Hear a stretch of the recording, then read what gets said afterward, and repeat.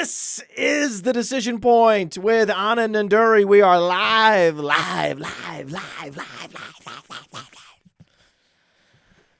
Wrap up our division by division showcase with a live show covering the NFC West. But before we get there, before we talk about the NFC West, we have to talk about Jonathan Taylor. Jonathan Taylor is agitating for a trade. Jonathan Taylor wants out. The Colts have given him permission to seek a trade. Oh no, what does this mean, Anand? It means, sorry, Anthony Richardson.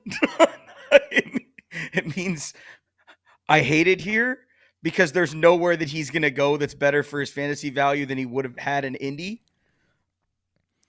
The Alfred Morris corollary. When you have a rushing quarterback, it opens up more wider running lanes for the running back. It's ugly, man. If I'm Jim Irsay, I understand why he's trying to take a stand here, but at the same time, this is not the player to take a stand on, and this is not the time to do it. Yes, we agree. There are very few running backs that matter. This is one of the running backs that matters. And you have a rookie quarterback. He costs you nothing right now. You're investing in your backfield. It's the same reason why, if you're Kansas City, bringing him in doesn't make any sense. You don't want to spend $18 million on Jonathan Taylor. It just doesn't make sense. Well, Kansas City has less than $1 million of cap space. Right. It doesn't make any sense for the Colts have close to $20 million. It doesn't make any sense for a contender to give him the money that he wants. He wants $17 or $18 million. He's not going to get that. Nobody's going to pay him that. At least not anybody that I've seen that would be willing. First of all, you have to give up draft capital to go get him. Then you have to pay him. Who wants to do that? The Lions just agreed to terms with Joe Mixon earlier this summer. The Lions, they just drafted Jahmyr Gibbs after signing David Montgomery. Okay. The Browns have Nick Chubb.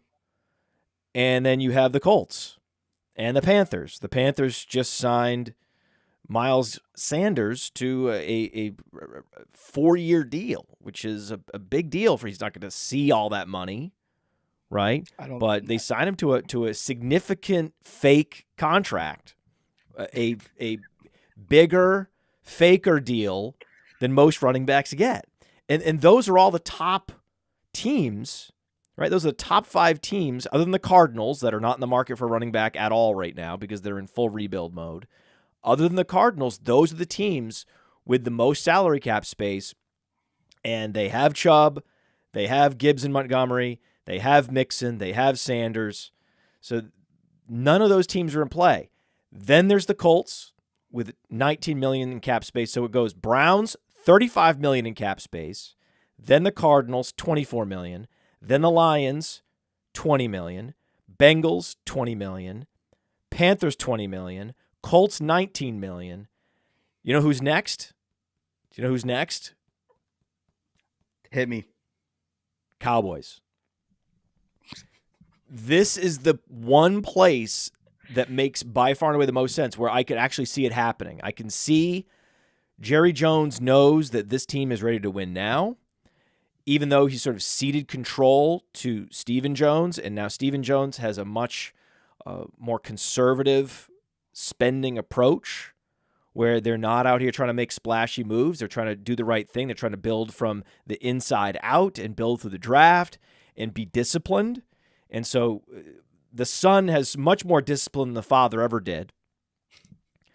But at some point, Jerry can walk into the office, open the door, and say, I want to win a championship. We have the money. Let's go get Jonathan Taylor, make it happen. I think that's the one scenario where I could see this happening, because for Jonathan Taylor to be moved, you need to find a team with cap space that is in win now mode, gunning for a championship, that needs running back depth and can be convinced to spend the money, to trade the assets based on the brand equity of the player. And I think think the Cowboys are one of those teams where they have the great brand equity. They're looking to build brand equity with players.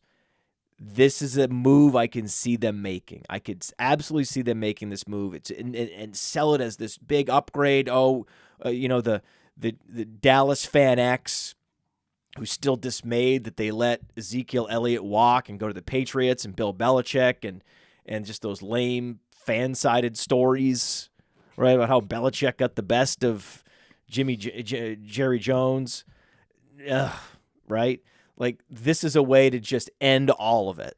Like, hey, everybody, even though you don't know anything and we're focused on the right details and we're focused on the passing game because that's where games are won and lost, we are satiating your desire for the run game.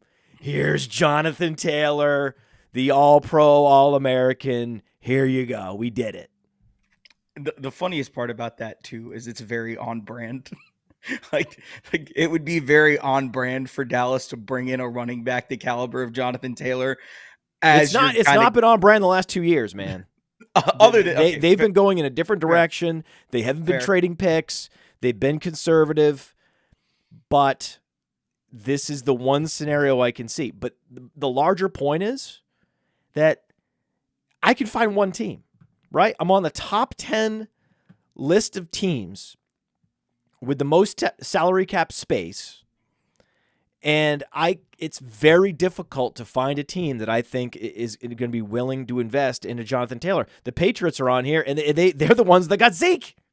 So the funniest part about that is if you're looking at a contender that is going to try and free up cap space, you're not just investing in Jonathan Taylor. You've got to move money over from somewhere. You've got to extend or restructure someone to get the cap space available for Jonathan Taylor. So you've got to find someone that you're okay extending or restructuring long-term just to get him in there.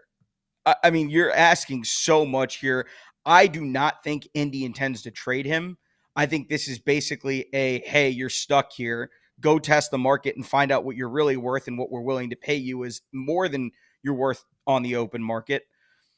I just don't think he's going to find 17 or 18 million from anybody. The only teams that would do it. The only teams that would do it are teams that are in contention, and anybody in contention doesn't want to tie up $18 million on a running back. It just doesn't make any sense. The other team that's in a very similar situation, very similar. I mean, with the Dallas Cowboys offensive coordinators, the Chargers, right? Because these are two top 20 picks in fantasy in the backfield. Austin Eckler in Los Angeles. You have Tony Pollard in Dallas. These are very similar players in similar situations. Don't be surprised when they have very similar fantasy outputs this year. But they are undersized, and there is a real lack of depth behind them. It's Rico Dowdle and Joshua Kelly. These were two guys I was considering drafting in the Deep End Invitational last night in the final round. I was arguing between, this player, this player, this player, and those are two of the better late round options where if Rico Dowdle gets that job, he's going to be an RB1 in fantasy.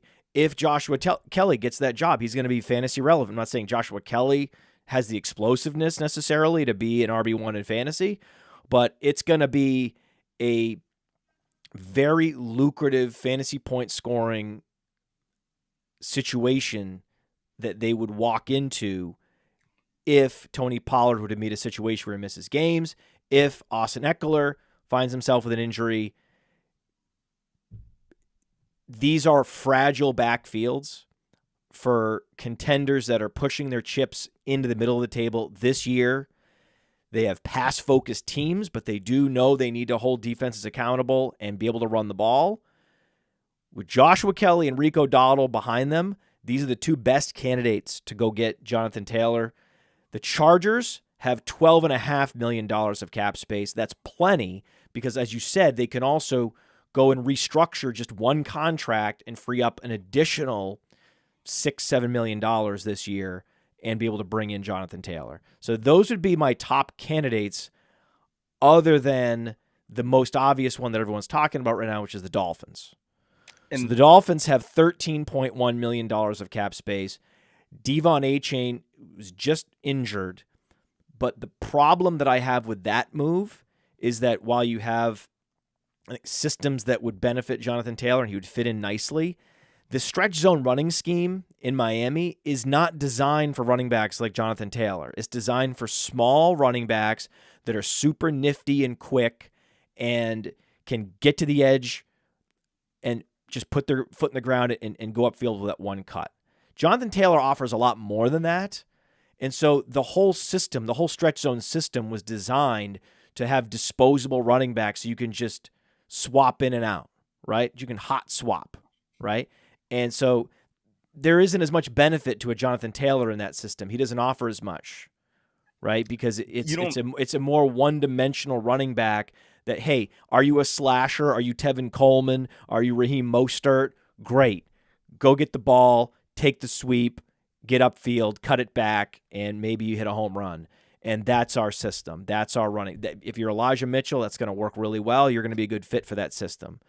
So Jonathan Taylor, not the best fit for that system, though Miami is the most running back needy, right? I think Miami's the obvious one, but I like to talk about Los Angeles and Dallas as much less obvious because, they have Eckler, they have Pollard, and fantasy gamers like, they're fine at running back. They have their – no, but behind them, what's behind them?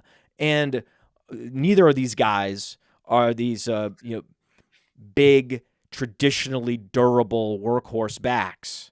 So that's why those are the sort of under-the-radar teams that I think should be in conversations with Jonathan Taylor's people and Indianapolis. Miami is the sort of chalk option. But I don't know if they think that running back is even close to worth what Jonathan Taylor is going to demand. The interesting part about Miami is he'd be maximized there in a different way than he was maximized in Indy. But I don't think that a running back has $18 million worth of value to Miami, period, simply because the way that they do things running back is so replaceable. I'm sure they would find interesting and really unique ways to feature Jonathan Taylor in ways that he just hasn't been featured in Indy. But I think it'd be great to see. I would love to see it. I'd love to see Taylor in a Shanahan system. He certainly has the speed to get to the edge. He's not going to be Trey Sermon, right? He's not going to be lack the explosiveness to run the system. He's going to be able to run the scheme. The question is, are you paying for a Ferrari when all you need is a Ford? Yeah, I mean, you can buy a G-Wagon to get around town, but it's an expensive way to get around town. And I think instead they've got a whole fleet of Toyota Camrys back there that get the job done the same. And that's a good one. Toyota Camry, Honda Accord, Toyota Camry. That's good, right? Just hey, get you to work car. And I mean, the they're fast as shit. I mean, don't get me wrong. McDaniel and Shanahan have a type, and that type is fast and small and explosive. Yeah, like a Prius. They actually, I've seen these car shows where they trick out a Prius, where the Prius, the engine is super powerful, but they intentionally made it look like a boxy, geeky car to appeal to that audience, right? The granola Subaru drivers, like, hey, we're going to steal a bunch of share from Subaru with this Prius. Great, good job. But these sports car nuts are like, actually, you guys are doing yourself a disservice with the packaging here. We're gonna put a whole new body on this thing and soup up the Prius. So that's what, they have a bunch of Priuses. They're fast, they're quick, right? They're small. That's what they have. That's what the Shanahan tree gravitates to. Mike McDaniel's now, same thing, right? Doing the same thing. So even if the Miami Dolphins were Taylor curious, right, and they were sniffing around, right, sniffing around Jonathan Taylor, how quickly do you think that the negotiations would fall apart? Because you've got two parties that both want significant assets in return.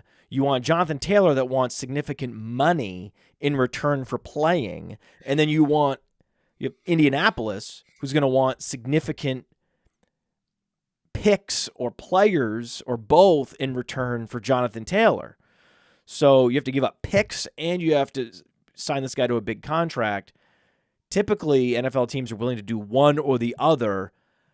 When it's both, it's typically a Laramie Tunsil left tackle type asset that you're going to motivate a team to say, okay, I'm going to, or a Tyreek Hill game-changing wide receiver. Okay, I will pay the money and the picks, right? I'll pay you picks for the pleasure of overpaying the player.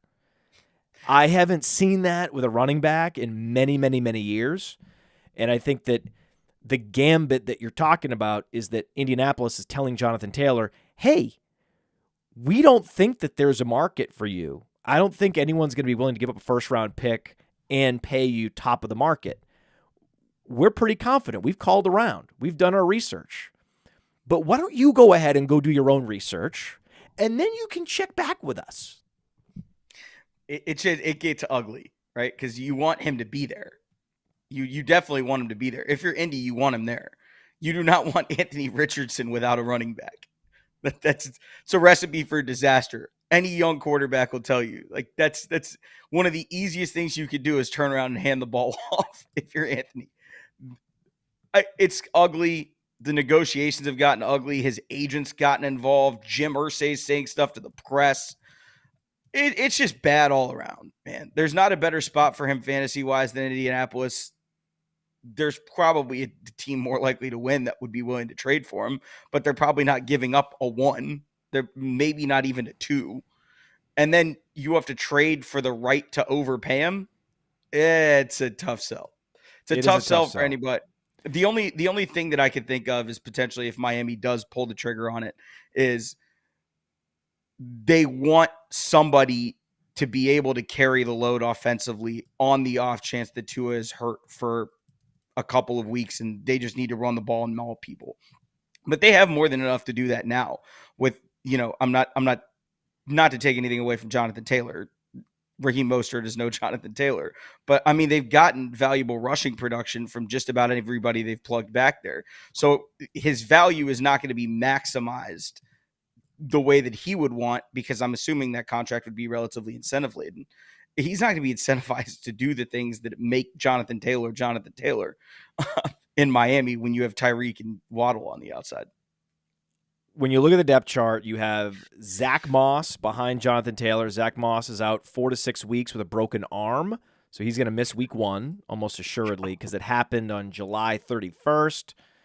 So he's in a race against the clock with his broken arm. I doubt he plays week 1. These are usually the back end of the time missed projection is almost always what you end up seeing, the reality of it.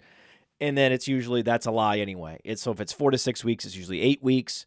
But it's possible, right? Zach Moss is currently number 2 on the depth chart in Indianapolis. And by week 2, if Jonathan Taylor has been traded, we're looking at Zach Moss. Kenyon Drake was signed. Kenyon Drake is older. I think has even less left in the tank than Zach Moss. Deion Jackson had a game with 10 catches last year. There you go. And he does run a 4.47, and he has size. Deion Jackson is interesting. He's only 24 years old. He is someone that everyone should be picking up and stashing if they're available in Dynasty. And in very deep leagues, he is absolutely worth a stash. Everybody has already had their rookie draft.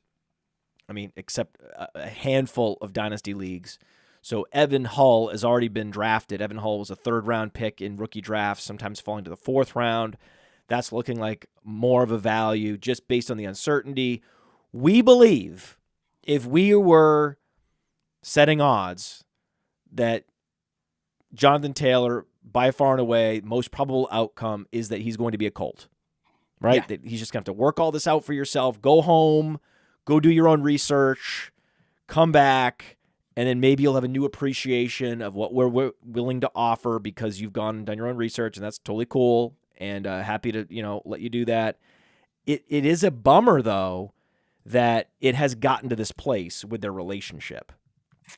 That's a lot of it's on Irsay and a lot of it's on his agent. I mean, they're publicly feuding back and forth, for months now that this is dragged on. it's just ugly. And the thing is, he's the guy that's on, your season tickets. Jonathan Taylor was, at least until a month ago when all of this started, Jonathan Taylor was the guy that you were selling season tickets based on. And obviously, people wanted to see Anthony Richardson, but the face of your franchise is currently openly asking for a trade, and you're openly accepting offers for him, hoping that he comes back and is once again the face of your franchise. It's a disaster. There's no other way to put it. It is basically the Colts saying, we know you're not worth what you think you're worth. Come back and be the face of our franchise. And he's going to do it. What I'm saying is he's going to do it. I believe my prediction is, based on all the mechanics that we've laid out, he's going to be back, and he's a professional athlete. And we've had professional athletes that were anxiety-ridden in the past, not happy at all, very unhappy, not speaking with coaches, not speaking with teammates, and they play at a high level. We see this across sports. We see this in basketball, we see this in soccer, we see this in football. There was a time when Jimmy Smith was a wide receiver for the Jaguars. This was back when you could hold out into the season and you didn't have to pay all these huge fines. That many collective bargaining agreements ago, there was a wide receiver, many collective bargaining agreements ago, a receiver named Jimmy Smith would hold out every year, and his coaches would be furious. Right? He wouldn't participate in camp at all. Never participated in camp. Never saw a preseason game. This guy, Jimmy Smith. Love him. And yet, the first game back, he'd be getting 8-9 targets, and it put up 80+ yards, and he'd be Jimmy Smith. And then this is what they do. This is their job, right? So I don't think that it's reasonable, rational to expect anything less, and that my operating assumption is that he's going to be a Colt, and he's going to be Jonathan Taylor, and he's going to operate at a high level. And the fact that his ADP has fallen, where you can get him now in the third round, and if this keeps continuing this coming week in fantasy, there's a lot of fantasy drafts this weekend, he's going to be fourth round, right? And at that point, if you go back through time of all the guys that threatened holdouts or were in holdouts, or there were rumors of holdouts, and their ADP dropped around 2 rounds, 9 times out of 10, like a huge percentage, those players ended up returning value in fantasy football. So my recommendation, my action item for you is just draft Jonathan Taylor. He's now a guy you're circling. Where you were drafting Travis Etienne in the 4th round as your hero running back in these builds, these drafts where you're going hard and at wide receiver, especially if you start 3 wide receivers in fantasy, you're going to start wide receiver heavy. Now you can get Jonathan Taylor as your hero RB at value, even though, like I said, he's angst-ridden. He is not happy. He may not be on speaking terms with even the trainers. I don't even know. It doesn't matter. He can point at body parts that hurt. Right? He's gonna be out there. He's a professional athlete that also needs to put on a laser light show in the box score and on film so that he can go get his next contract elsewhere. So for a lot of reasons, Jonathan Taylor is teed up to have a very productive season, especially with Anthony Richardson freezing linebackers. And they need Jonathan Taylor pass blocking to protect Anthony Richardson as well. Not Deion Jackson, and certainly Evan Hull is undersized. I watched him pass blocking at the Senior Bowl, and he's not there yet. So you've got a guy with a broken arm. You've got a guy that's been in and out of the lineup in Deion Jackson so far this preseason. He's just been a raw guy that's always been sort of Deion Jackson, a quintessential sort of work in progress running back. You've got an undersized running back in Evan Hull, a dusty running back in Kenyon Drake. They want Jonathan Taylor back there getting a huge workload, pass blocking, protecting, taking the pressure off of Anthony Richardson, like you said. So for all those reasons, I think it's going to happen. I think it's going to happen. I think he's a value. How often do you potentially get a guy that nobody would sneeze at as RB1 overall in the third or fourth round of drafts that projects potentially, if he just goes back to his team, like we all think he will, if he just goes back to his team, who is going to have a bigger workload at running back than Jonathan Taylor? Derrick Henry? That might be the only one you can argue. I don't know if anyone is going to get more touches as a running back than Jonathan Taylor will. And Travis Sumter in the chat writes that it's a lot less risk to draft Jonathan Taylor in round 3. And my larger point on this is that there isn't really risk, right? Risk is like a conversation point, but there isn't a risk. There is no the risk that what do you think he's going to do? You think he's going to hold out? No. He was not franchise tagged. This is his final year of his deal. He's holding the franchise hostage by simply saying, I'm not going to show up to camp. I'm not going to practice with you people, right? Whether, call it an ankle injury, call it personal time off, whatever it is, whatever you need to do, I'm not showing up. And if I do show up, I'm going to show up based on the letter of the law of the collective bargaining agreement, so you don't find me. I will show up, and I'll just sit here. I'll just, I'll sit on the grass. I'll cross my legs and sit down, and I'll meet the guidelines of the collective bargaining agreement, but you're not going to get me to do anything. You're not going to get me to actually participate. And if your choice is have Jonathan Taylor sitting there sulking, bringing the whole team's morale down, or having him go home, you're going to send him home, right? So that's how these guys have worked around what is an unfair collective bargaining agreement, finding them absurd amounts, tens of thousands of dollars per day when they don't participate in these mandatory workouts in the off season or training camp. And so this is the level of absurdity that we're at now. But when the season actually starts, he can't do that. He will start to accrue huge fines, and he will rob himself of future earnings by degrading his value in the market. So for multiple reasons, he will be playing. Like, he's going to be out there week 1. We just don't know what team it is. So the actual risk is not the risk that you had faced in previous years with a Le'Veon Bell in prior collective bargaining agreements where you could hold out for actual NFL games and not accrue these huge fines. We've already seen that the acrimony between these two parties, there's going to be fines levied if he tries to skip an actual game, and that's going to add up quickly, and he's going to be out there, if not for week 1, then by week 2. But again, the chances he doesn't play week 1 are so low. The chances he doesn't play for the Colts are low. So to me, I don't see the big risk. All I see is value in all formats, in seasonal formats, but also dynasty, a buy low candidate in dynasty as well. Yeah, I don't see the only way that he doesn't pay off at round 3 draft capital is injury, and you can't predict that. Right. So it's just an important thing to note. So many people have asked me, when are you going to ask Anand about Jonathan Taylor and these running backs? We haven't talked about this. We've been trying to focus on these divisions, and I was like, hey, this is it. This is the last show of this series. This is the last show of the summer with Anand.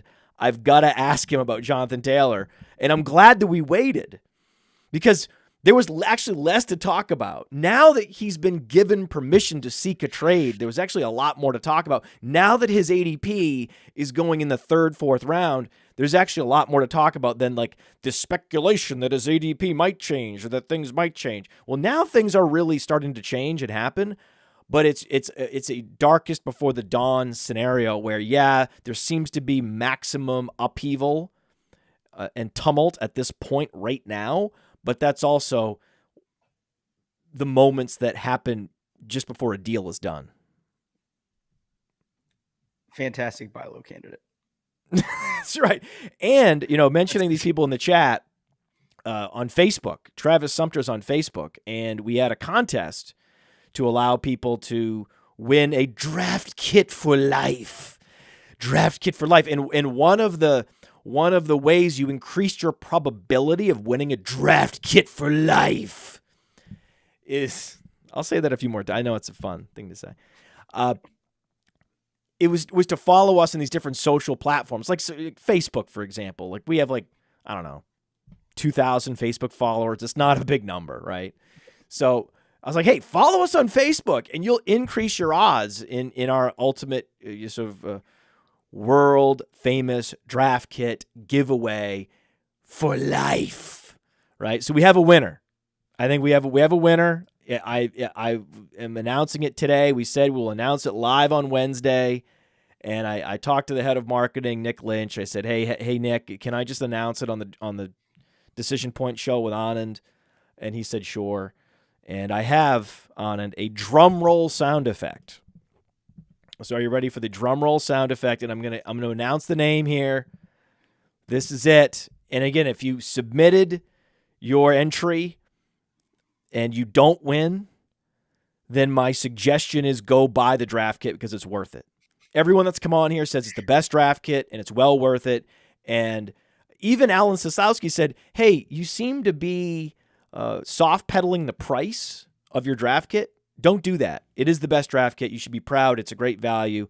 So if you are not the winner, now is the time to go buy it. And you can use code Podfather. You can use code Podfather to get $10 off the all-in package. So when that's the way you want a discount. You want something. You don't want to pay full freight. That's it. Code Podfather. Now, are you ready? Let's run this. Let's run this drum roll again. One more time. The winner is McDevitt Pimbley. McDevitt Pimbley. Did you make that up?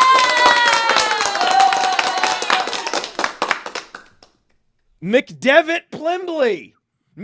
Is there a McDevitt Plimbley? McDevitt Plimbley. Is there a McDevitt Plimbley? Fake name. I can't believe someone submitted a fake name. I mean, there's clearly a person there, right? It's a pseudonym for something. It's somebody won. It has an email associated with it. Someone got the draft kit for life.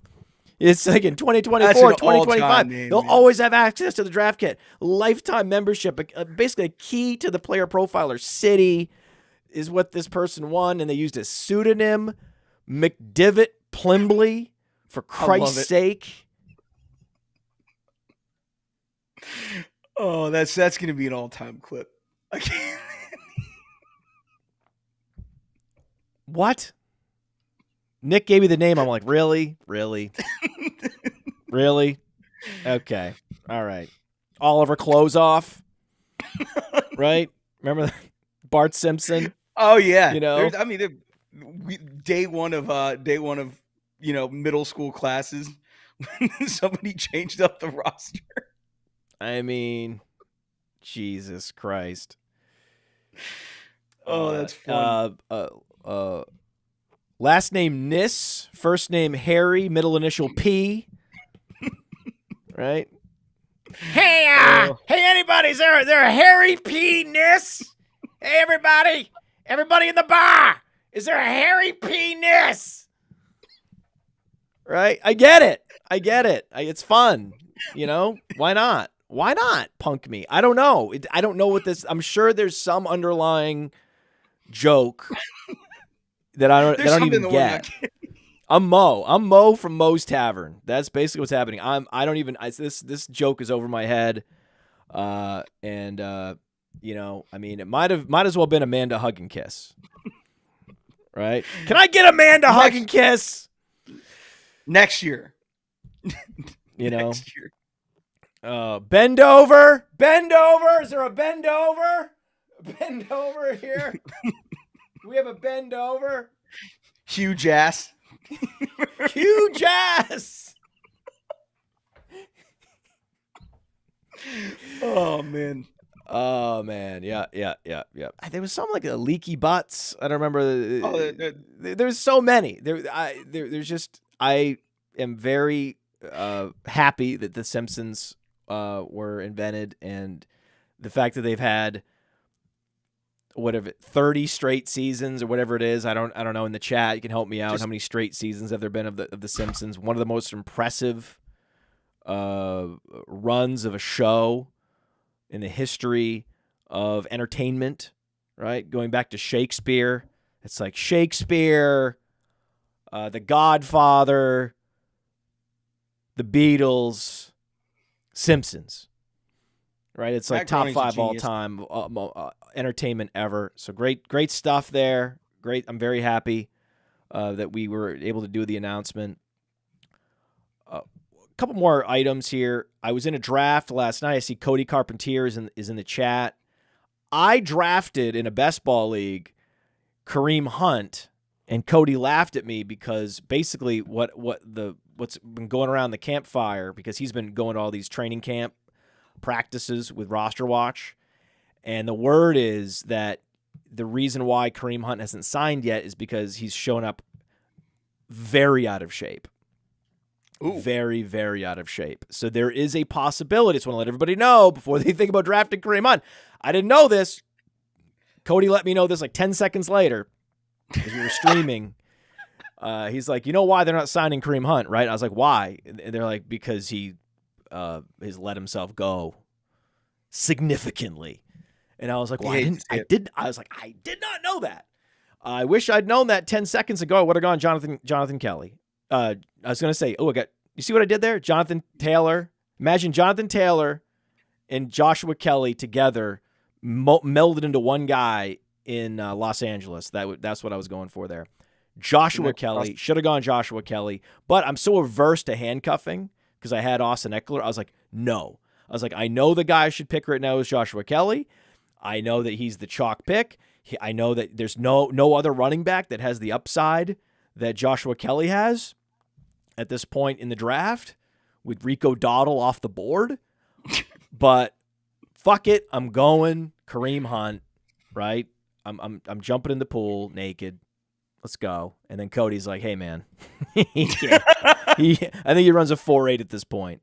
Isn't it funny? And I'm like, oh, ouch. Because in best ball, if you can't pick a guy up, that's a problem, right? So that's a problem. But on the other end of the spectrum, by the way, just in terms of free agents, this is a sort of a front office themed show. Teams are taking Leonard Fournette seriously.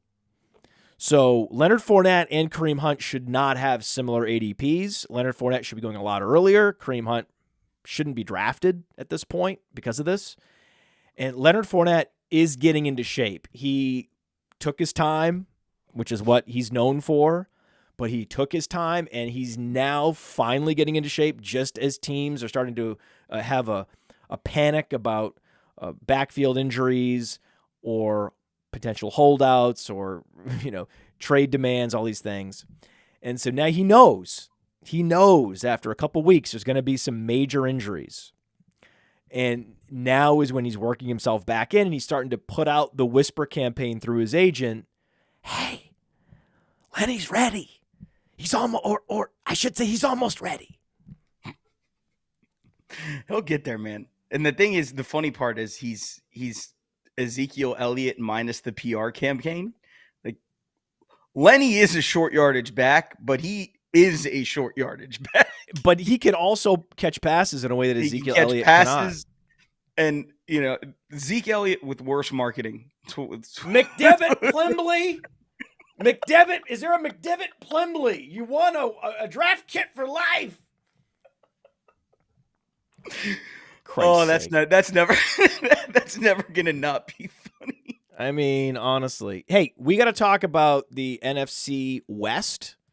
This is our one last job, man. You know how they like on Heat, right? That's up there. Heat's up there in the annals of entertainment products that have ever been created. The movie Heat is great. Probably not top 5 though. But one last job, man. That's one of the great movie premises. Is you take the criminal out of retirement for one last job, right? And that's what this is. NFC West, one last job with Anand Nanduri after this. Hey, we're all starting new fantasy leagues all the time. And more often than not, where do we start our fantasy leagues at Player Profiler? On Sleeper. Because it's the best. You can imagine my excitement when I saw Sleeper rolled out Sleeper picks, baby. Now, you know I love Kenny Pickett, right? Week 1, Who does he face? San Francisco. That's a bummer. So I'm going to be going less than on Kenny Pickett's projected yardage and on whichever quarterback is starting for San Francisco in week 1. Probably not Trey Lance. But then who do the Steelers face in week 2? The Browns, right? We think the Browns are going to crank things up. So there you can say, hey, Kenny Pickett, more than his projected passing yards. And you keep on correlating. Elijah Moore, more than. George Pickens, more than.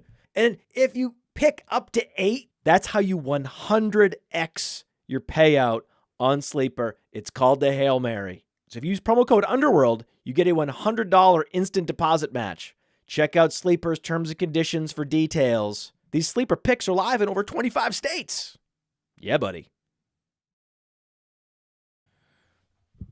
And we're back, and the chat has more ideas for potential names that Mo will call out after receiving a phone call from Bart Simpson.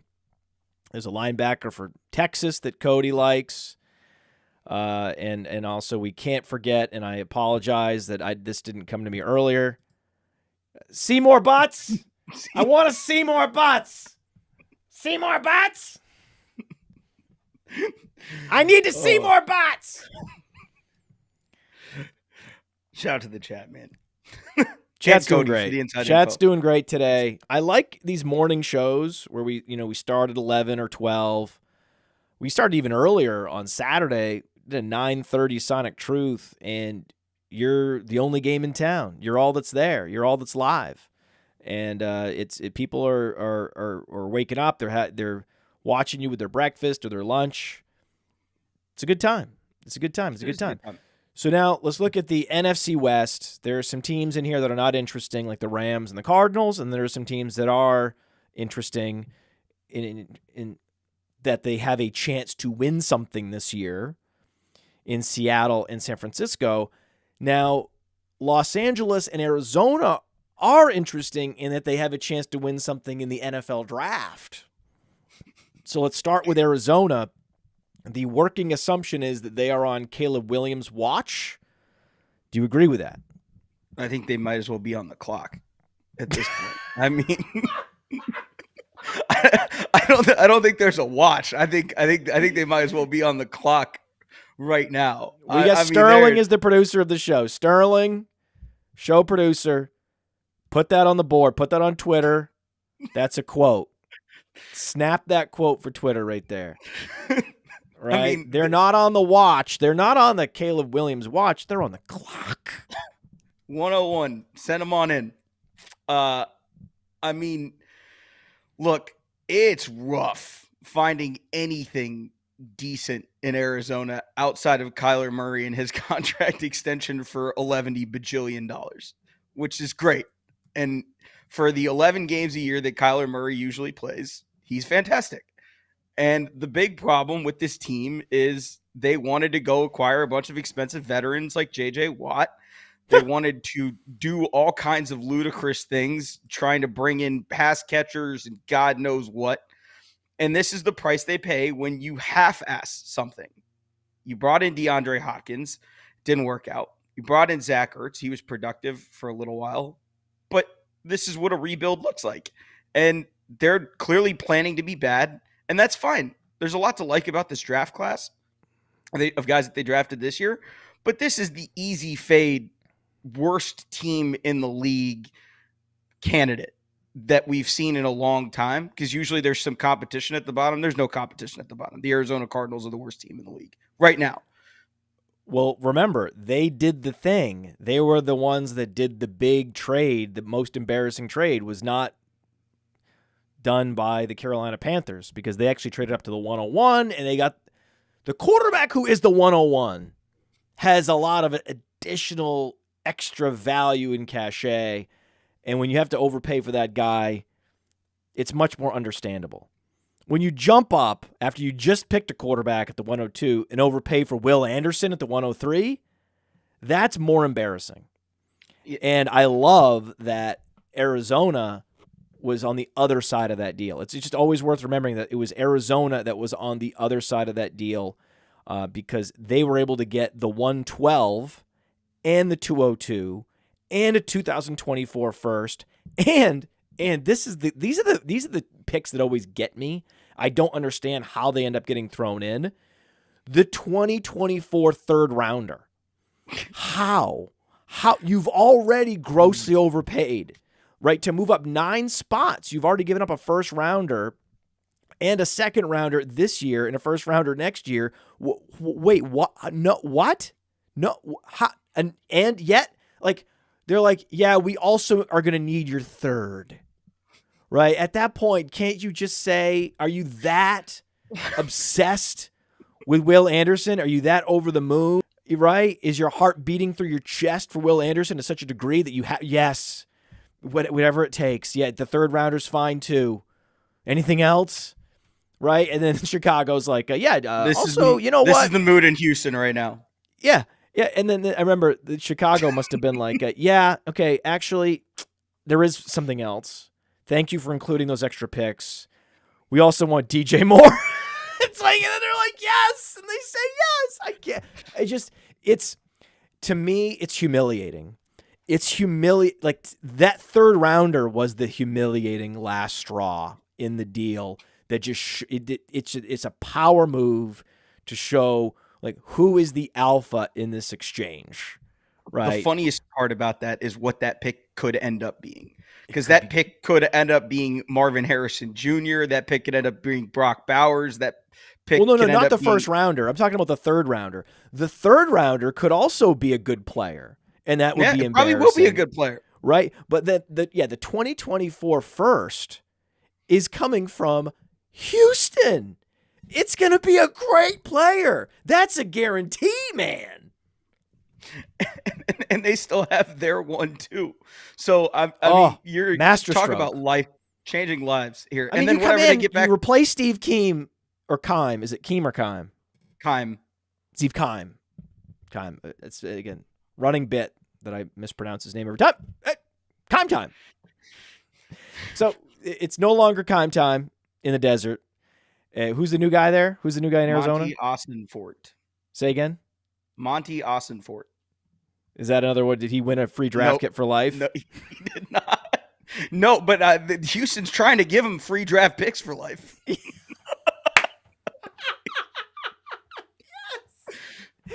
Monty Ossenfort. That sounds like another fake name. But yes, he's doing great. Like imagine walking in and knowing you don't need a quarterback and just and yet the two top quarterbacks go off the board. Anthony Richardson's still there. And the Colts are like, we're going to just pick him. And, you know, your pick's not worth what you might have thought it was. And Ossenfort's like, yeah, I guess, you know, I'm just going to figure it out. We'll take whoever. You know, we'll keep the phones open. We'll see what happens, right? This is my first time doing this. I'm just playing it by ear. I'm not trying to panic, right? He spent a little bit extra time in front of the mirror, right? Straightening his tie and everything, taking deep breaths, right? That would have been me. I'm just imposing him onto what I would probably have sequenced in my first day with running the first round of an NFL draft as the general manager of an NFL team. It seems like a nerve-wracking experience. Like, seems like a high anxiety experience. Chaotic. Very chaotic, very difficult, just a very challenging thing. And if you just kind of did the chalk moves and took the best player available and kind of got through it and said, hey, you know what? I did it. I did my first draft. I'm good, right? And I can be a little more creative in the future. I'll be more relaxed, so on and so on. And then to get that phone call out of nowhere where you're like, holy shit, I'm going to ace the draft on my first draft. Like, and then to have the courage to just keep going back and say, no, a little bit more, please. A little bit more, please. I'm impressed. Let's just say I'm impressed with Monte Ossenfort. The pick that they traded back to, by the way, was used to select not the shiniest toy in the world. It wasn't some wide receiver. It wasn't a tight end. It wasn't a running back. It was an offensive tackle in Paris Johnson Jr. So they're building this thing the right way. And you're in good hands, Arizona. This is just going to be ugly and rough. And Colt McCoy Clayton Tune is going to start games for Arizona. Ouch. And then, at the end of this, if they do end up with Caleb Williams, that makes Kyler Murray tradable, and he'll probably get you some assets too. That's right. Yeah, I mean, it really is. It really is special. Don't forget, though, they also then traded that pick. They moved on and traded that pick to Detroit. They traded the 112, right? So that pick actually wasn't used on Paris Johnson. That pick came from elsewhere. They got the 10. They got the 106 from the Rams via the Lions. That pick got traded more times than anyone can count. But man, yeah. Is it wait, is that what happened? Did they trade up with the Lions to get the 6th pick, and then that's why the Lions were sitting at 12? I can't remember. It feels like forever ago. It's like 4 months ago, but it feels like a lifetime ago. Whatever happened there. They're doing the right things in that front office, and they clearly know that they're rebuilding, which is the first step to solving any problem. Is Atlanta waited? So here's what happened. So I take it all back. We'll have to put this in the outtakes or something. This was embarrassing. So I was wrong. Okay. You're right, 100%. It's just that it wasn't that actual. The reason I was confused is it wasn't the actual pick that they got from Houston that they used on Paris Johnson, right? They ended up trading up with Detroit in the moment. That's what happened, right? Because I was like, oh, man, you could have aced the draft, right? Monte Austin Fort, you could have aced it, but you had to trade up. You just had to trade up. You couldn't just only trade back. You couldn't be Howie Roseman. You're not Howie Roseman yet, buddy. No one is. So he ended up trading up. That's what it was. To get with the Lions, and the Lions traded back and then used that pick on Jahmyr Gibbs. They traded back to the 112. And to trade up, though, they didn't give up much. The nice thing is, to do that trade up, all they had to give up was the 318. So they gave up the 318 to trade up 6 picks within the first round. That's a major move inside the first round, and only give up like a mid third round pick. That's reasonable, right? It's usually not the price that it would cost. Like Brad Holmes did him a solid. Brad Holmes did him a big solid. Yeah, that is not pick, usual. That was pick 82. That ultimately, fun story on that pick. That pick ultimately got traded again. So the Lions did not use that pick. That pick was traded to Tennessee. Do you know who ended up getting drafted by Tennessee with the 82nd pick overall? Was that our boy? He's a very, very quick, dynamic running back from Tulane. Tyjae Spears? So that pick ended up becoming Tyjae Spears. And so now what we can do, because there's this connection, we can track the career of Jahmyr Gibbs and Tyjae Spears. Ooh, that's a fun note. Right? It's a fun note. So, hey, Lions, you could have just stayed pat in the 3rd round and drafted a running back at the earliest I would take a running back is 3rd round, right? If it were me.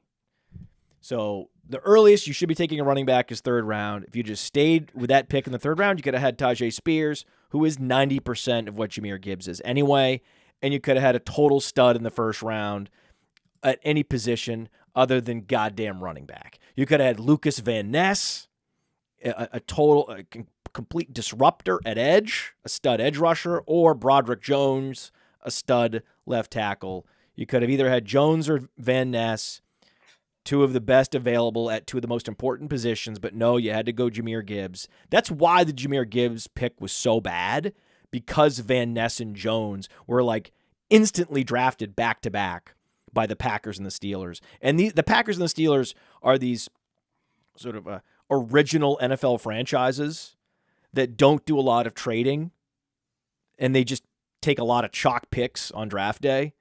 And so when they just come in back-to-back, ding, ding, ding, right? After you go Gibbs, and then they just go Van Ness Jones. It's like, oh, yeah. I hope it works out for you, Detroit. Yeah, hope it does. I mean, that's that. We first guessed that. So we're not second guessing anything. We first guessed that live as we're sitting there wondering what the hell's going on. I remember But that. Yeah, we said that was a Dan Campbell pick. Dan Campbell must have inserted himself into the conversation and gotten approval from ownership to make that pick himself, because there's no goddamn way to this day I don't believe Brad Holmes made that pick. So with the Cardinals, this is Caleb Williams' watch, and then the most likely destination for Kyler Murray would be... I don't know that I'd trade for $250 million worth of contract money. It's tough to find anywhere. Like, I'm looking, and I couldn't find anybody that I'm like, yeah, they would definitely do it. No? The Titans, maybe? What about Atlanta? Atlanta, maybe? Like, that's a lot of money. Listen, here's the thing. I think you make a great point. I was gonna go in hard. I was prepared to go in hard, dude. I have my notes prepared for this show. Okay? I had my notes, and I was prepared to go all in on Atlanta. Makes too much sense. But next year we'll have a coach coaching for his job, probably, right? We believe that Tennessee is going to miss expectations this year. And if he's even there, certainly if he's there, right? If Vrabel is still the coach, he is going to have 1 year left. And he is going to put immense pressure on the front office to help him survive. And if Will Levis flames out, if Will Levis is a total catastrophe, doesn't see the field, they have to turn it over to Malik Willis, and he's fun, but he's clearly not a starter in the NFL, right? I think that's probably what's going to happen, is he does start a couple games, and it's fun for fantasy, but it's also clear that he's not going to be an NFL quarterback long-term, a starter. And it's clear also that they have no plan at the quarterback position, and they're in that Indianapolis situation next year, right? Same situation Indianapolis was in this year after they tried they tried Wentz, they tried Matt Ryan, they tried all these different things, and they said, okay, we've tried everything, we've thrown everything against the wall at quarterback, we now just have to draft one in the top 5. If the Titans are in that situation, but they don't have the top 5 pick, they're going to have no choice but to trade for Kyler Murray. I love that. I love that call. I think the writing's on the wall there for his time in Arizona, for sure, because whether it's their pick or Houston's pick, one of them is going to either be able to bring them Caleb Williams or Drake May.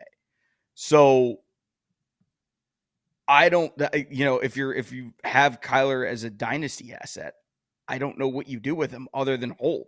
It's not like you can sell it, like unless somebody is a huge Kyler Murray truther that's in your league. I think your only option is just to hold him. Yeah, and with Treylon Burks having the LCL injury that's going to cost him a few games to start the season, this also means more touches for Tajay Spears. There is the law of the conservation of touches, and you have to put yourself in the shoes of an offensive coordinator in Tennessee. You've lost Treylon Burks. Behind him, you have Nick Westbrook-Akine. You've got a bunch of fringe NFL players and DeAndre Hopkins. What do? The answer is more Tajay Spears in space. More targets for Tajay Spears. And we'll talk about this a little bit more when it comes to Seattle. We'll talk about Seattle in a few minutes and the loss of Jackson Smith and Jigba for a couple weeks. And I think the same principle applies with Jackson Smith and Jigba. Everybody is going to have to receive more targets. It's not like, oh, the Jackson Smith and Jigba targets are going to go to this other guy, D. Eskridge. No. No, they're going to be shared amongst everybody, including Noah Fant, right? So it helps all these guys. And in particular, when I think about what I would do if I'm an offensive coordinator in Tennessee, I would activate Tajay Spears. From what I saw at the Senior Bowl, that's what I would do. That highlight got showed everywhere. That preseason highlight where he jumped in the hole. You don't teach that. You're either I'll love it, Cody. Cody Carpentier agrees Love with it. me. Love it. He agrees with me. He's got linebackers with fun names. He's got intel on Tennessee. There it is. Great minds, man. Great minds. So, I mean, I love his game, and I think, you know, if you're going to deploy him the way that you know Cody's suggesting, in the fact that he's going to be out there a lot more than, you know, an RB2 would be, it's another guy, another reason to love Spears. I mean, not that we need it anymore. We loved the guy from the jump, but, you know, just another reason to love him as a fantasy asset. One issue I have in fantasy is I don't like drafting, and this is a lesson that I helped to be solidified in my work with Josh Larkey. We talked about it on the Mind and Mansion show, is that you don't want to be overinvested in these teams that aren't going to score points. So as much as I love Michael Wilson, you know, he's basically the Tajay Spears of wide receivers. You know, if Roschon Johnson's sort of wide receiver equivalent was Jaden Reed, right, then Tajay Spears' wide receiver equivalent at the Senior Bowl was Michael Wilson.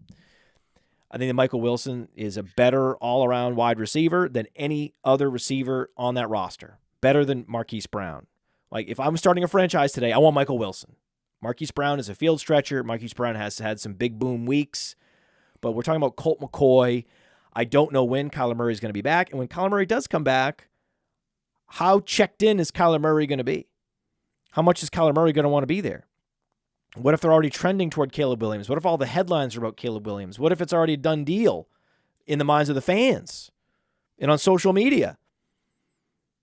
What's going to happen? So I don't like what I'm seeing and how I'm projecting this team forward in my mind, thinking about the scenarios that could unfold, and they're mostly bad. And so with a Michael Wilson, as much as I'd want to draft him in the later rounds, because I think he is, and anytime you have the best receiver on a team, even if it's the worst team in the league, that's targets. That's the guy that can go out there and make plays. That's the guy who can put up fantasy points. But the situation's so bad that I would rather use my capital, use my late round picks, focus on someone like, you know, Marvin Mims, and then kind of be good there. Like once a guy like Marvin Mims and Jaden Reed go off the board, I'm done at wide receiver. Like, I'm good, right? To go down to Michael Wilson and now a third-round pick, and now he's on the Cardinals, he is going to be the number one wide receiver in Arizona in 2024. That should be all of our focus, and we should be trying to trade for him at some point during the season, because I don't think that he's going to have an opportunity to produce much in year one, and you all should have drafted him already in the third and fourth round. We talked about Evan Hall. My two targets in round 3 and 4 in rookie drafts this year, Evan Hall and Michael Wilson. Michael Wilson and Evan Hall. So that's my priority.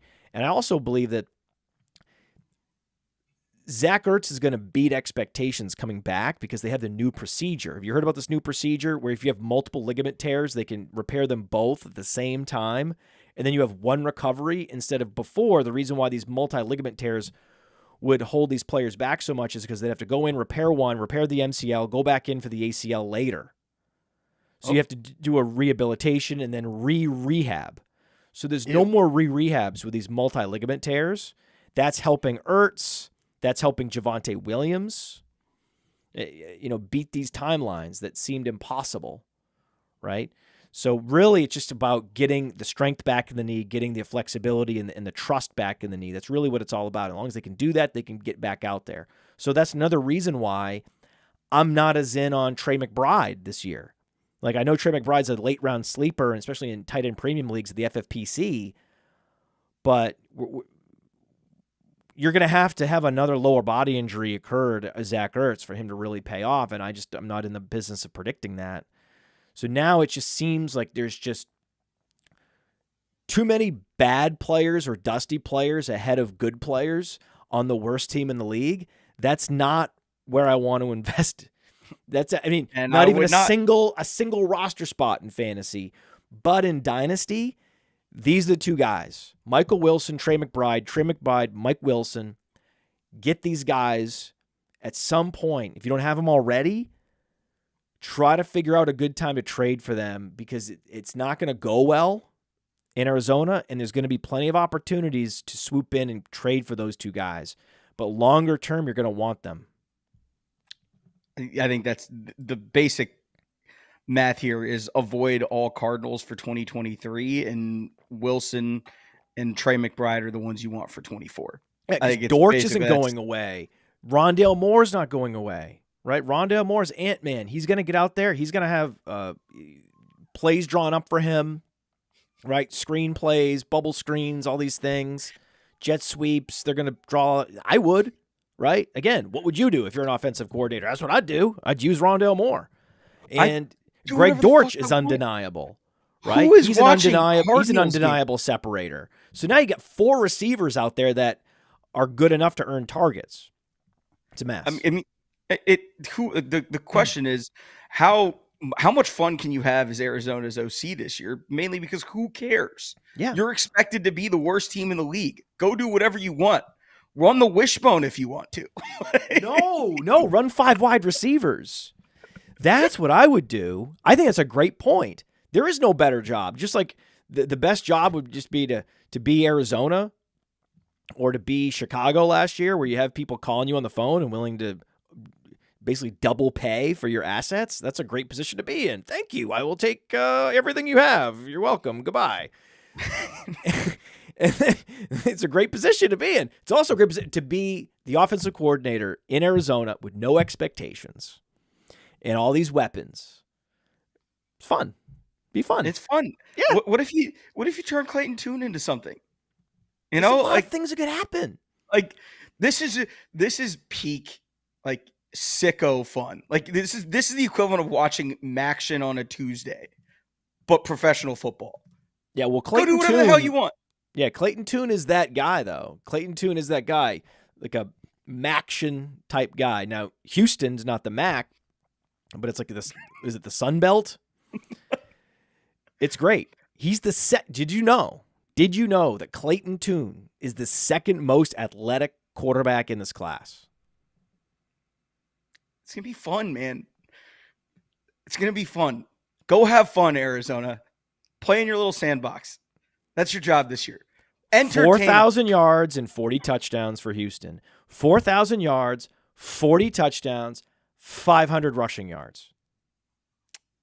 They could have fun. 2023 Arizona is about fun. It's not about winning because there won't be a lot of that going on. Week 3, right? You got Colt McCoy. His timetable for being able to stay healthy, upright, and competent in NFL games is 2 games, right? It's not even 2. I'd say it's 7 quarters. I think you get 7 quarters of Colt McCoy before we see Clayton Tune. You're going to trigger Dunlap about that Texas-Bama national championship game again if you keep going on about this. Wait, I mean, Colt McCoy? Come on. Colt McCoy, come on. All right, so now the Rams, they're a team you like. They're my favorite. They're not interesting. The cupboard is bare. They mortgaged everything they had. It's like Monopoly. They turned every property over, going for it, right? And now they're in jail, right? Now that the bars are up and they're in talent jail. One of the worst defenses in the league, one of the worst offensive lines in the league. This is the cautionary tale we always talk about, that this is what happens to the worst teams, and the worst teams have the worst offensive lines and secondaries, and that's what they have now. So all the places that we say invest in over time and acquire extra picks and invest in these areas, they were not doing that, and they were still right. The Rams were right to not do that. The reason they were right, because all that matters is results. What matters is they won the championship. So no, I don't build my teams the way Les Snead does. If I, in my hypothetical world of me being a GM, he's an actual GM. So that's the other thing that makes us dissimilar. He's real and I'm fake football show, and he's a real GM. But if I were in his shoes, I would have done things very differently and probably not won a championship. So good for him. Good for him. But now is when you have to pay the price. It's this year. The fact that Sean McVay has stayed on as coach shocks me. Same. Same. I would have expected him to be gone. Yeah, I mean, this year for the Rams is basically, the defense is going to be bad. So if there is value to be had here in fantasy, it's going to be Stafford and Kupp, and then maybe Higbee is the other one that I'd look at. Puka Nacua if you're looking like deep leagues, but nobody's talking about Higbee, which makes me laugh because, team offensive based defense is going to be horrible. Maybe you get 8 games out of Stafford before he completely falls apart, which I don't want to happen. no, But, no. I would love to see 17 games of Matthew Stafford. But behind that O-line and given what they've given him, I mean, you're talking about Higbee is potentially the number 2 target on a team that's going to have to throw a lot. Get ready. I'm telling you right now, get ready. And this is the year. Age 30. We've seen a bunch of career years at age 30. Right? Do you remember the guy for the Browns that had a career year at age 30? Remember him? Gary Barnidge, baby. Yes! Nice. Oh, wow. Wow. That was really quick. Like, that was one of those things where I was like setting you up. I had a guy with a fake sounding name. I was going to let you think, and then I was going to be Gary Barnidge. And then you came in and you just pulled it out. They called him. You pulled it out and put it on the table. In Northeast Ohio, they called him Barnkowski. How could I forget? Great job, dude. That was something else. That was wizardy. That was very wizardy what you did there. I don't even know how you did it. That's not, I swear to people, not on the show sheet. Our show sheet was really lame this week. It was. We were like, I have a winner to announce for the, and he has a fake name. But yes, there's been a bunch of these guys, age 30, career year, right? Tyler Higbee's had years with yards, like 700 plus yards, but didn't get the touchdowns that year. The year before that, he had 5 touchdowns, didn't have the yards, right? This is the year that he goes out and can get 100 targets again, like he did last year, but this time, get the yards, get those touchdowns, get those fantasy points per game up from 9 to 12. That's all we're talking about. It's not that big of a deal. Just go from 9 to 12. He can do it. He's had a year with 11.5 fantasy points a game. Everything is lining up just right for Tyler Higbee. And every time I'm in one of these tight end premium drafts at the FFPC, there's Billy Muzio drafting Tyler Higbee. Billy and I are very aligned on that. Yeah. I mean, it's where he's going right now versus where he would go if we started, best ball leagues in week 4 or 5, I think are going to be drastically different. I think he has a legitimate chance to finish as, top 6 tight end this year. And at the prices you're getting him, he's basically, he's in that land of dart throws at this point. And of all of the dart throws that you could make at tight end, he's one of the best ones that you could possibly find because we have past production to pull from. He's been in the offense for a long time. And there's no one else. Unless Puka Nacua somehow becomes Robert Come Woods. on, Puka Nacua. Unless he somehow becomes Robert Woods, I don't know where else are you going to throw balls to? You can't target Cooper 40 times a game. Robert Woods has a top 20 breakout rating in the history of the Breakout Finder because he was such a prolific and precocious young wide receiver at USC. I mean, Puka Nacua, not that. Puka Nacua is a sub-athlete. Like, can't run, can't jump, can't do any of the drills at any kind of upper percentile, and fell to day 3. That guy is almost always a 0 in the league. Maybe he can carve out some kind of micro possession slot role, maybe for Puka Nacua, but I've seen Puka Nacua getting drafted in 20-round drafts, and I'm like, I don't get it. I'd rather have Van Jefferson. I wouldn't draft Van Jefferson, like I said. Jaden Reed, Marvin Mims, that's my line. That's my line of demarcation. Yep. In traditional leagues where you have the waiver wire, I'm out. Right? I'm after those guys are off the board, I'm no longer drafting wide receivers. But in best ball, on Underdog, for example, Van Jefferson, he's up a full round at the FFPC in these deeper leagues. He's up in going earlier now on underdog. People are finally understanding, hey, listen, this guy had 1 year, 2 years ago, where he led the league in drops, and that was bad, but he got him under control last year, runs a 4.4, is a quality route runner, right? He just has this one flaw, which is the hands. But that's not, that can be overcome, right? That's not the worst thing that can afflict you. You can figure it out, and I think he has slowly started to figure it out. You can get on the jugs gun. You can start to solve that problem. He's only 27 years old, but he has the size, 6'2", 200, has the speed, has the route running ability to be a quality number 2. I think he's a great option, probably the best option in those final rounds of these 20-round best ball drafts. Love Van Jefferson because they are going to be playing from behind a lot. Part of the calculus on a Van Jefferson is, hey, he's a starter, okay? And the guy behind him, Puka Nacua, is worse in every way. Yeah, Puka Nacua looked good at the Senior Bowl, but guess what? So did Van Jefferson.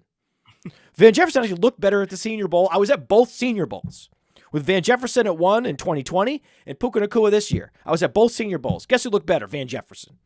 Right? Guess who's experienced, has the rapport with Matthew Stafford built in? Van Jefferson. It's going to be Van Jefferson in that role. Right? It's gonna the read progressions are gonna go cup, Higbee, Van Jefferson. That's the read progression, right? Cup, is he sure?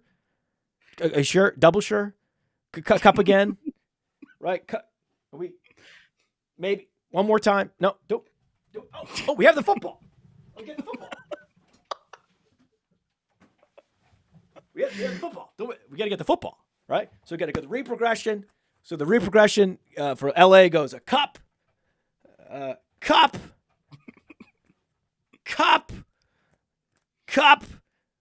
Higbee. Oh, Van Jefferson. That's the reprogression. Yeah, hard to argue. And the funniest part about the Van Jefferson drops thing is his dad is an NFL wide receiver coach. He's not gonna solve it. He's not gonna suddenly fix his one big weakness, but he's gonna manage it. I think his hands are manageable. Let's just say that. They're manageable. And that's all we need. Age 27, end of best ball drafts, starter on a team that can't stop anybody with one of the worst secondaries in the league. When you add up what the opportunity, the passing volume that we're looking at, and I'm on the world famous draft kit right now. And one of the tools that we always talk about, we always cite on this show, are the team projections for pass attempts, rush attempts, and they are projected for 564 pass attempts and far fewer rush attempts. One of the reasons why I believe Cam Akers isn't going earlier in drafts is because savvy people know this is one of the worst run blocking offensive lines, and the game scripts are going to be negative, and there's just not going to be a lot of opportunities for him to score fantasy points in any facet. So it's really a situation-based fade with Cam Akers, and I understand it. Like, for example, the fact that Akers and Rachaad White have similar ADPs makes no sense to me because I think Rachaad White's in a much better situation to score fantasy points than Cam Akers is. The one area where you could see some schedule-based, situation-based, team-based fantasy point scoring assistance is game script, garbage time. You know there's going to be some passing touchdowns. You know there's going to be some throwing in the fourth quarter. There's going to be some airing it out. There's going to be some wacky, funny Matthew Stafford 300-yard games that he does not deserve. That's going to happen. That's going to help Van Jefferson. It's going to help Tyler Higbee. The way that I've dealt with, especially best ball drafting, and in SFB too, actually, I have Stafford. But the way that I'm playing it with if you get him is basically plan to have him for the first 8 or 9 weeks. So if you have someone that's coming off an injury that you think is going to start slow, maybe you have someone like a Kyler Murray that you double back with on the off chance that he plays the end of the year.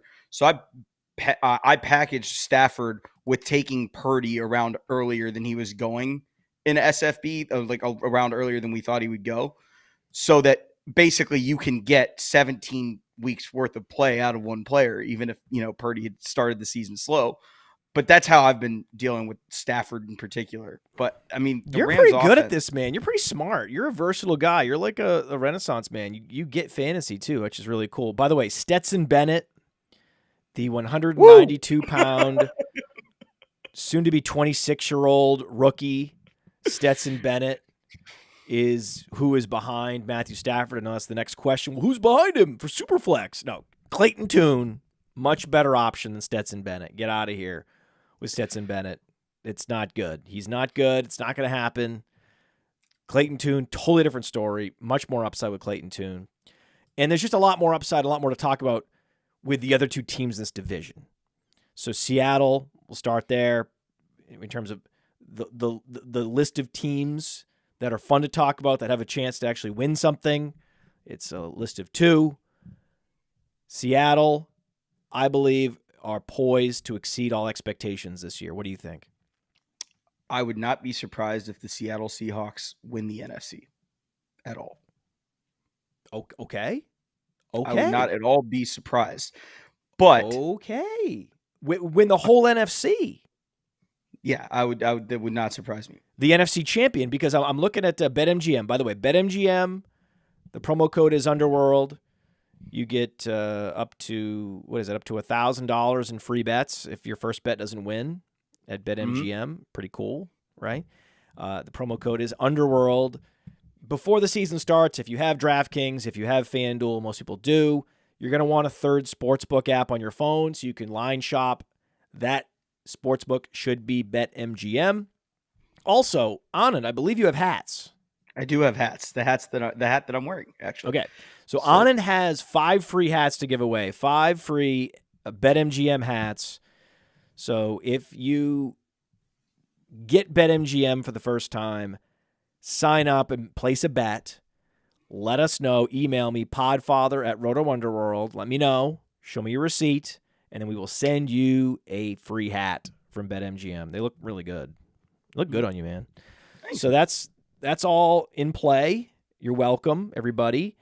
And you're welcome. I've been advocating for Seattle all year as one of these best ball stacks and one of these fantasy point scoring havens. One of the reasons why particularly it's a best ball position is that in Week 17 they play Pittsburgh, and I think it's going to be a shootout, and it's going to be crazy. It's going to be amazing, right? And the only issue, the thing that worries me for fantasy is that the defense is good.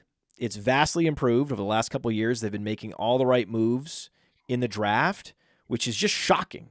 Like, it's just shocking. Like, how can a zebra change its stripes? Actually, yeah. Actually, they can. Right? It's a cliche, but they can. It's crazy. It's been one of the more wild things to see Seattle's just changing. Like, they're going to invest in the offensive line. Charles Cross. Right? One of these, like, hey, we're going to get a cornerstone SEC left tackle. Well, you don't. That's weird. You don't normally do that. Right? And look at these edge rushers they've been bringing in. Derek Hall. Who else do you like there? Boye Mafe? Boye Mafe is a really good. Boye Mafe. Who else do they have there? Uchenna Nwosu. They've got some serious ball hawk playmakers at edge, and they've got ball hawks in the secondary. Tariq Woolen was one of the best draft picks of all time. Yeah, easily. Pretty easily. One of the best draft picks, the best selections in the history of the NFL draft, Tariq Woolen. Yes, they did bring in Jamal Adams in what was an overpay, but that was their last job, their last bad trade. And it's been all, quality additions since then. Signing guys from other teams that are undervalued, bolstering their depth so they can withstand injuries now. Look at their cornerbacks, Tariq Woolen and Mike Jackson and Devin Witherspoon. I mean, it's a very interesting defense to watch because I love that they also have an identity, right? This defense, the Legion of Boom, right? And they have the crowd gets behind them, and they have the whole pageantry of what's happening in Seattle, that this team's going to be good again. The fans deserve it. It's one of the best environments to watch and play football in the world. It's just a very cool thing. But it also just goes to show, like, with all these moves, investing in left tackle, investing in a stud wide receiver that never should have been, Jackson Smith-Njigba never should have been available. Right? I can't believe he was there. Pick 10 even, right? He should have been pick 10, 11, 12. He needs to go. I can't believe it. The fact that Detroit selected Jahmyr Gibbs, because they're like, hey, listen, the reason why we like Gibbs is like we can deploy him like a receiver. And I'm like, hello, McFly! Hello! You don't need a running back that you deploy as a receiver. Just draft a receiver and deploy him as a receiver. And he's one of the best we've seen, Jackson Smith-Njigba. What are you doing? But Seattle's just soaking up the value. They're just a total role reversal with Seattle and Detroit. And I love it. I love what they're doing.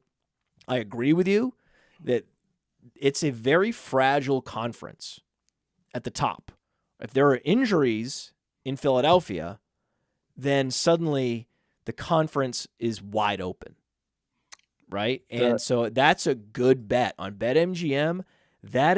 I like that bet a lot for Seattle to win the NFC on BetMGM right now. They are 14-1.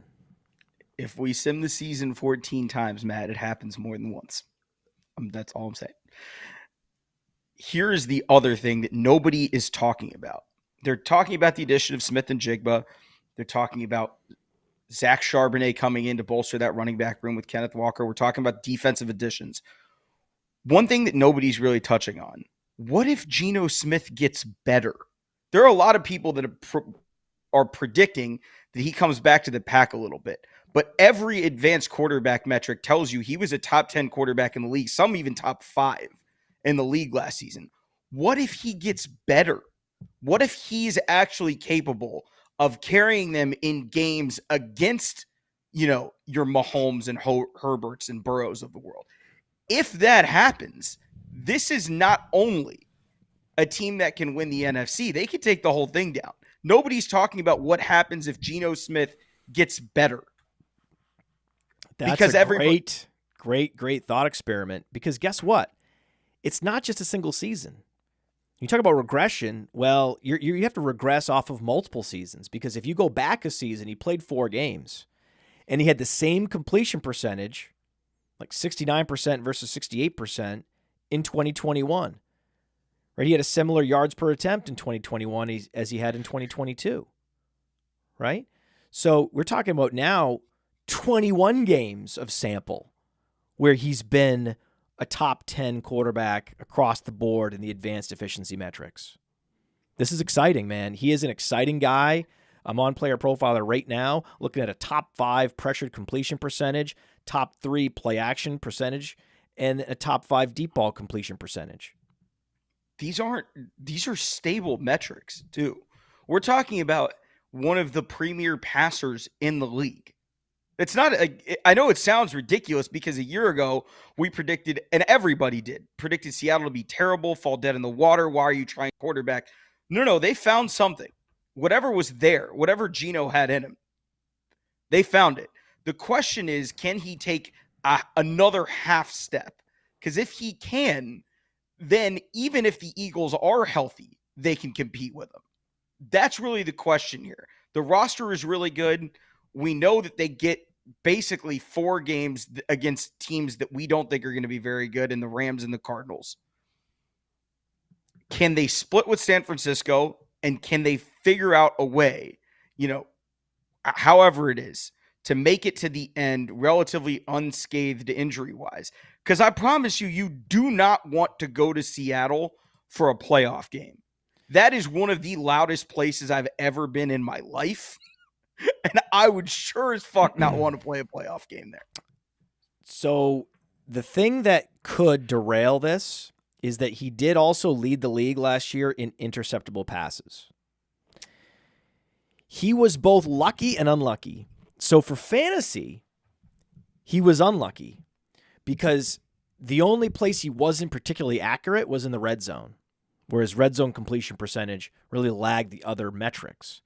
So he should have a mean progression in the red zone this year and have more passing touchdowns. But the interceptions are going up. There's no way the interceptions aren't going up based on what we saw last year with his danger plays and his interceptable passes. He is a gunslinger who looked more like a game manager last year, but I think we're going to see the true Geno Smith come out this year, and it's going to be gunslinger Geno. And the only thing that may prevent that from happening is the schedule and the defense. So if they start to be pummeling teams and holding them under 10 points and then running Kenneth Walker and Zach Charbonnet, I think that's part of what Seattle was trying to do. They're like, okay, we asked Geno to do a lot. He was out a little far over his skis, was fortunate a lot of these interceptable passes were dropped. It could have been bad. It wasn't. It was fine. But let's go ahead and protect him with our defense and our running game, and also, by the way, improve his receiving core at the same time. Let's do everything we can to support this man, and they did that. So on the one hand, you can say there's going to be a regression in the touchdown to interception ratio, but there's also all these other forces that are going to be supporting him. And so then the conclusion is, well, he'll probably put up something close to what he did last year in terms of fantasy points, top 10, 18 and a half. His expected fantasy points per game were 16 and a half. So again, he was relatively lucky, right? He was fortunate on a per play basis. Split the difference, 17 and a half fantasy points per game. He's the QB 12, and he's being drafted as the QB 18. So he's a value in fantasy. That's really the math that you need to determine whether or not to draft Geno Smith in fantasy. To me, everybody's going to talk about how this redemption arc of Geno Smith's career we've never seen before. If the Seahawks do this, it's immediately going to run back to one guy, and it is the comp that should be made. It's Rich Gannon. That MVP season in Oakland when he was with the Raiders at the very end of what was it, Tim Brown and Jerry Rice, I think. And Rich Gannon was supposed to be great from the beginning and was a bust until he was, rejuvenated. Remind you of somebody? And I'm saying that's what I'm saying. That Raider team made it to the Super Bowl. I'm just saying it's not a script we haven't seen before. The script writers went back to the well if they did this year. I love the bet. Again, BetMGM to win the NFC. Seahawks are 14-1. That's a good bet. That is one of my favorite ones of the year. A good bet. And as I said before, when you lose a key member of the passing game, everyone else is going to get more targets. Noah Fant's ADP, especially in tight end premium leagues, should be rising faster. DK Metcalf and Tyler Lockett both jumped around last night in the Deep End Invitational. They each went around earlier than they had been previously. So the sharp, and this is a super sharp draft. I was in with Billy and Theo and JJ Zacharyson and a whole bunch of high stakes killers. And so they're already adjusting on the fly. I drafted Geno Smith. I thought I could stack him with Tyler Lockett easily. There was no chance. Right? So I have Geno Smith naked, but I also drafted, it's super flex. I also drafted Kenny Pickett, of course. And so I have the two quarterbacks both facing off in week 17 in Superflex. I did stack Pickett with Freiermuth and Calvin Austin. Ooh. Again, a wide receiver that you can draft in the final round, but not a guy you need to bother drafting in traditional seasonal leagues. If you have a waiver wire, don't bother.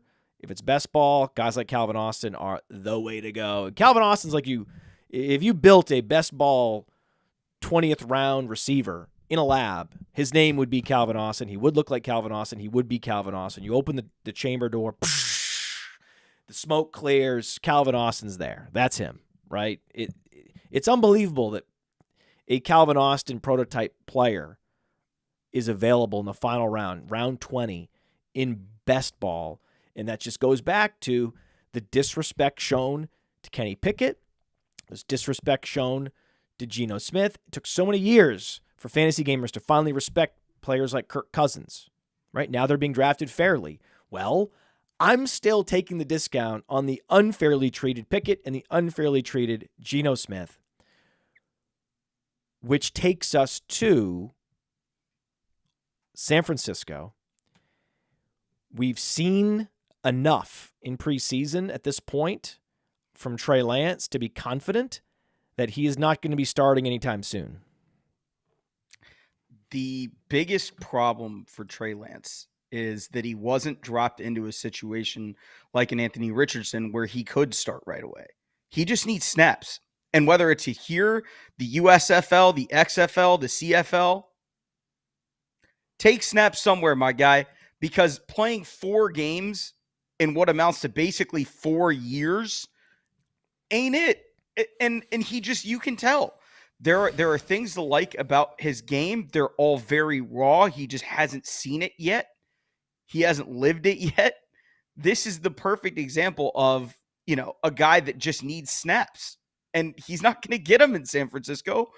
And right now he's losing out on his job, the job that they tried to gift him. He's losing out on the job they tried to gift him with Mr. Irrelevant.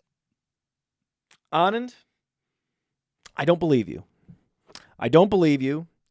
I don't believe that he just needs snaps. There's another possibility. He's bad. He can't do it. He's not going to do this here. It's never going to be. Do it. If you told John Gruden, right, in that moment when he was doing the John Gruden film study show on ESPN, the day after he spent the day, right, the very next day, right, so he spends the day with Blaine Gabbert. You take him aside the next day and say, hey, John, is there a scenario that you can see in the NFL where Blaine Gabbert just can't play, can't do it, can't make the throws that need to be made on any given snap, down and distance, and just is relegated to backup duty for the rest of his career? John Gruden would say no way. John Gruden would have said absolutely not. This is the best quarterback I've ever evaluated. Right? That's how he came out of that Blaine Gabbert segment thinking this guy checks every box at the highest possible level. Top Wonderlic, athleticism, arm strength. He was in awe of Blaine Gabbert. Right? And these are all the things that we're in awe of with Trey Lance. But when he was actually under center and had to diagnose the next move on the chessboard and figure out where to look, where to go, where to put his feet, where to turn his hips, he didn't know what to do, and in the moment could not ever figure it out to the point where he could feel comfortable releasing the ball down the field to receivers on time. There are some people that can see the field and the windows that are opening and closing constantly, because this is what a football field actually looks like to a quarterback, right?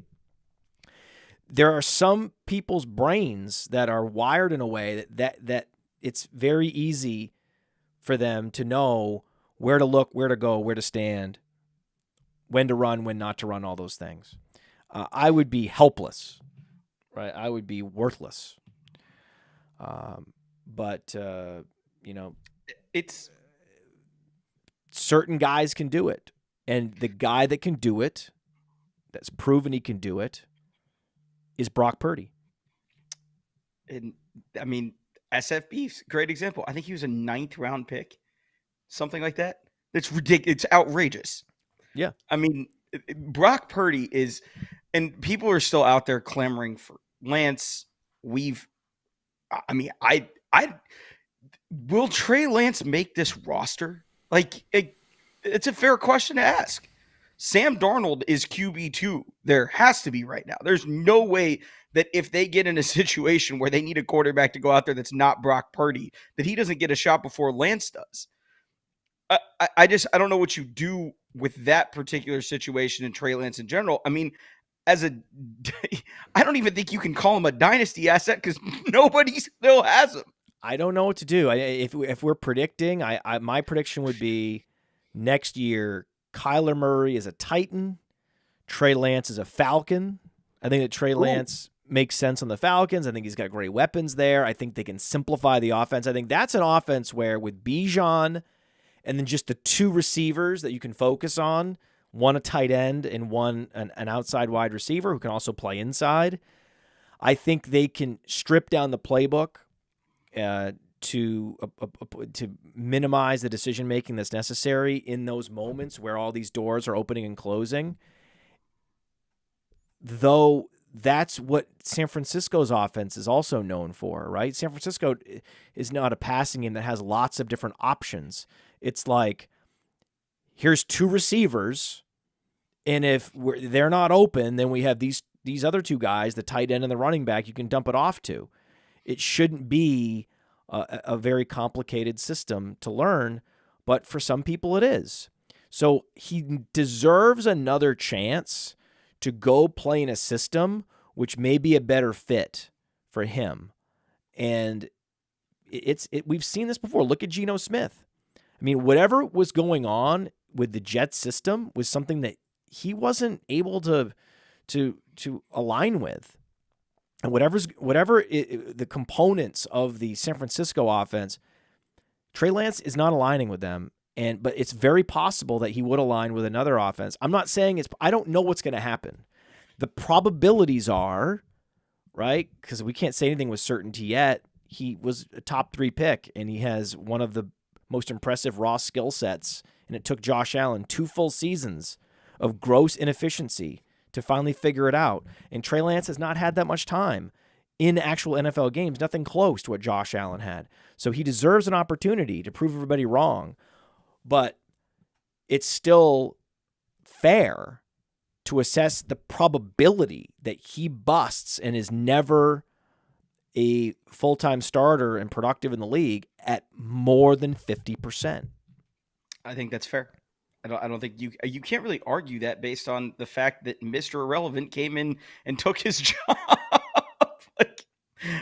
I mean, if it's you're talking about an offense that got Jimmy Garoppolo to a Super Bowl and inches from another, that a 7th-round rookie came in and basically shined in almost immediately.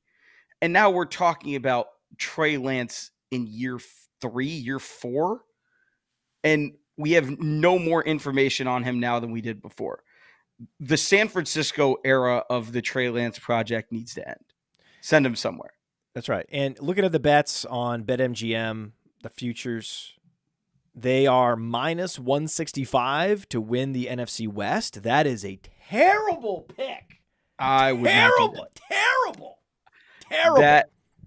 That's the division. Yikes. That is terrible because no. It's a coin flip between them and the Seahawks. So if you get the Seahawks 2-1, that's the bet, right? It's not the 49ers. What are we talking about? I understand why it's minus 165 because the Rams and the Cardinals have no shot. So I get the math of how it gets to that point. So that's actually more understandable to me. That's actually, the funny thing is, that's a stay away, but it's also, if I had to, that's the one I would actually place for San Francisco because their odds to win the NFC are 3.5 to 1. That's insane. Or at best 4 to 1 on DraftKings and FanDuel. That's outrageous. What? Yeah, What? Even if they get there, that's still we're talking about process over results here. That's a stay away. It's a stay away.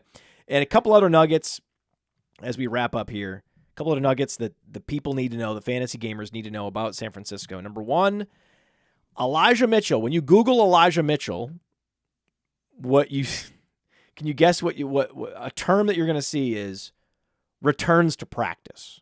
Okay? Oh, God. So in the last couple of years, we've seen a lot of Elijah Mitchell returning to practice. And unfortunately, the most fragile, injury-prone running back in the league is Elijah Mitchell, and the most injury-prone wide receiver is Deebo Samuel for very different reasons, right? We had Deepak Chona on the show, and we explained on the top 10 takeaways last week. So go back and listen to that show. Top 10 takeaways on the podcast feed. It's right there. Two very different reasons why these two players have such high injury ratings. Elijah Mitchell's is driven by his fragility rating. He has the highest probability of being injured on any given touch because of his injury track record. It's so dense in such a short period of time that the probability of sustaining another injury after being injured is higher. And when you stack injuries, it becomes impossible to stay healthy. So that's the problem with Elijah Mitchell. The problem with Deebo Samuel is very different. It's not that he has the highest fragility rating. He doesn't among wide receivers, right? It used to be before he retired. It used to be John Ross. Remember John Ross? Oh, yeah. And it's going to be Jamison Williams soon, right? Because Jamison Williams is now when John Ross retires, we talk about doors closing and opening, right? One door closes, John Ross retires, another door opens. Don't worry. We have Jamison Williams. All right, if you're missing John Ross, don't worry. I have a solution. I have a one-for-one replacement for you. But Deebo, he is durable. The problem is he takes so many reps at running back that dramatically increases his probability of getting hurt compared to other receivers around the league that don't take as many snaps behind the line of scrimmage. That's the primary reason why. Plus, then you layer in the fact that because he's taking these snaps at running back, he's getting yet more injured, these high ankles. It's when you layer the injury history on top of his role, that's what makes his injury probability on the Injury Finder app so high. And so you're going to have to look deeper in San Francisco at some point this season and be picking up players down the depth chart, and by far and away the number one option to circle on this team that could be fantasy relevant at a discount, because most of their players, other than Brock Purdy, who is, a discount for a reason. He's a 7th round pick, and he's not a mobile, rushing quarterback. So those guys have limited ceilings. Deebo is likely not going to return value at his ADP.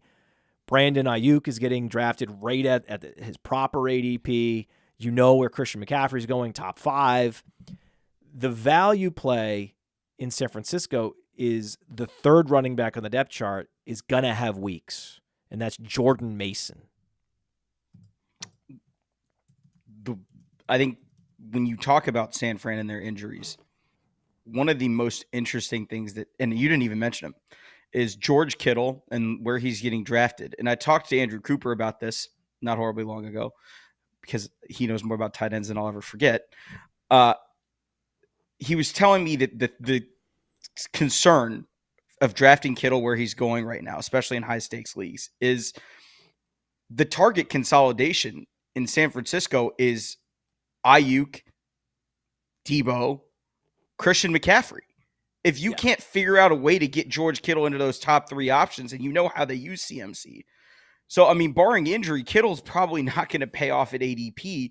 So you look for guys further down the depth chart. Elijah Mitchell hasn't made it through a full season. It's tough to find pieces of this offense that you love at their value.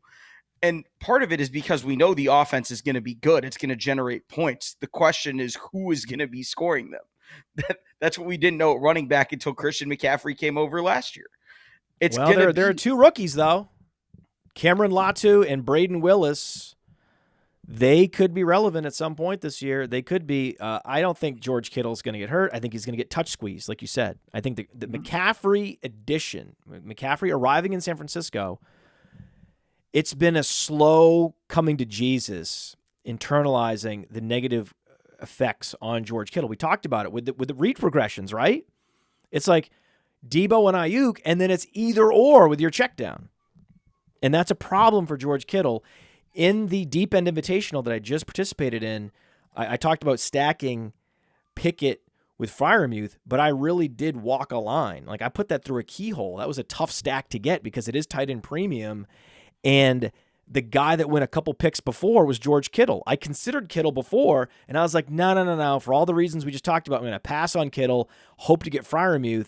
Then Ingram goes, Kittle goes, and I'm like, oh my God, I'm not even going to get Freiermuth. And then finally, I got him, but he would have gone with the very next pick had I not drafted him. So it was a tight spot. But to see Kittle and Ingram and Freiermuth all going back to back to back, that was jarring to me, but it made sense. I was like, this is just the new reality of George Kittle. Sometimes it takes all summer for the fantasy football community to reach a logical consensus on the value of players, and that's what we're seeing with George Kittle. He's another one of those guys that I love so much more as an actual football player than I love his role in fantasy or where he's getting drafted. It's age-old, love the player, hate the ADP, would not touch the button anywhere near where he's going. I don't even think he's quite fallen far enough yet to where I'll have shares, but it's just it's a bleak outlook in all honesty. But the team seem to be really, really good. That's the plus side is he's not blocking for nobody. He's blocking for Christian McCaffrey. Hey, I mean, Vegas thinks they have a great chance to win the NFC, so good for them. We're just not quite there yet with the probabilities. One of the moments that really swelled me with pride more than any other so far in my career was when Matthew Berry called me out, and he had a love-hate column, and he was retiring this column, and he said, I've decided I'm going to retire this column, and because really hate's not the right word, and we got to move on from this. Because the bottom line is, to steal a quote from Matt Kelly. And I was like, whoa, is this happening? Yeah.